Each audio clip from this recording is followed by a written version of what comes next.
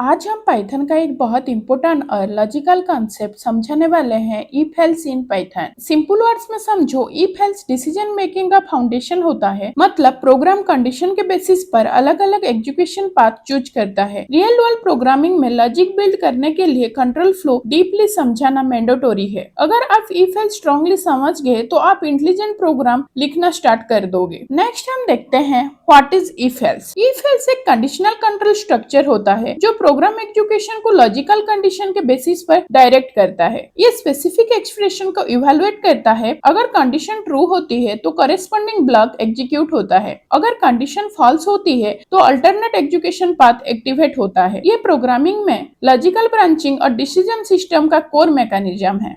Next हम देखते हैं इफ स्टेटमेंट। इफ स्टेटमेंट एक सिंगल कंडीशनल ब्रांच होती है। ये तब एग्जीक्यूट होती है जब स्पेसिफाइड कंडीशन ट्रू इवैल्यूएट होती है। अब मैं एज इक्वल्स 18 डिफाइन करती हूँ। यहाँ एज वेरिएबल में वोटिंग एलिजिबिलिटी के लिए वैल्यू स्टोर है। Next if age greater than equal to 18 condition लिखती हूँ। ये चेक करेगी क्या एज रिक्वायर थ्रेशोल्ड मीट करता है। अगर कंडीशन ट्रू होती है तो इंडेंटेड प्रिंट स्टेटमेंट एग्जीक्यूट होगा। Now let's run the code and see the output. In the output we get eligible to vote. Condition age greater than equal to 18 successfully true evaluate हुई। Python ने if block को execute किया। Output में eligible to vote print हुआ। Important point, if block execution fully condition satisfaction पर depend करता है। Next हम देखते हैं if else statement. If else dual execution branching provide करता है। ये ट्रू और फॉल्स दोनों सिनेरियो के लिए स्ट्रक्चर एग्जीक्यूशन पाथ डिफाइन करता है। अब मैं एज इक्वल 16 डिफाइन करती हूँ। नेक्स्ट इफ कंडीशन चेक करेगी क्या एज 18 या उससे ज्यादा है। यहाँ ये कंडीशन फॉल्स इवैल्यूएट होगी, इसलिए इफ ब्लॉक एग्जीक्यूट नहीं होगा। प्रोग्राम डायरेक्टली एल्स ब्लॉक पर शिफ्ट करेगा। ये अल्टरनेट रिजल्ट डिस्प्ले करेगा। Now let's run the code and see the output. In the output we get not eligible. Condition false evaluate हुई। Primary if block skip कर दिया गया। Else block activate हुआ। Output में not eligible print हुआ। Important point, else block following decision path provide करता है। Next हम देखते हैं elif. Elif multiple conditional branches define करने के लिए यूज होता है।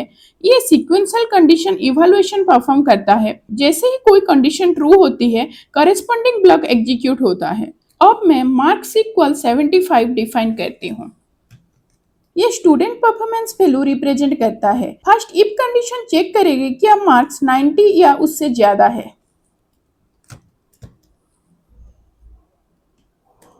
नेक्स्ट एलिफ कंडीशन चेक होगी क्या मार्क्स 60 या उससे ज्यादा है।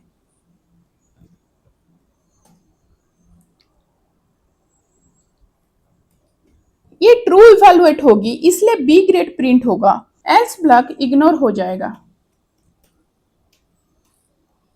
Now let's run the code and see the output.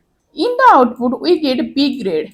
First condition unsuccessful रही, सेकेंड कंडीशन सक्सेसफुली ट्रू हुई। पाइथन ने एलिफ ब्लॉक एग्जीक्यूट किया। आउटपुट में बी ग्रेड डिस्प्ले हुआ। Important point, evaluation top to bottom होता है। नेक्स्ट हम देखते हैं nested if. Nested if layer conditional verification provide करता है। मतलब एक कंडीशन सेटिस्फाई होने के बाद ही सेकेंडरी कंडीशन इवैल्यूएट होती है। ये advance multi level decision system के लिए यूज होता है। अब मैं एज इक्वल्स टू 20 डिफाइन करती हूँ। First if condition as eligibility verify करेगी। अब inner if citizen status verify करेगा।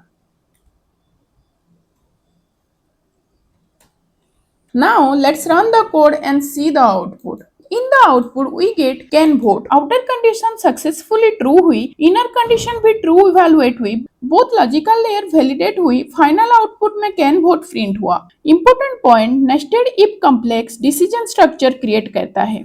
तो एक क्विक रिकैप कर लेते हैं।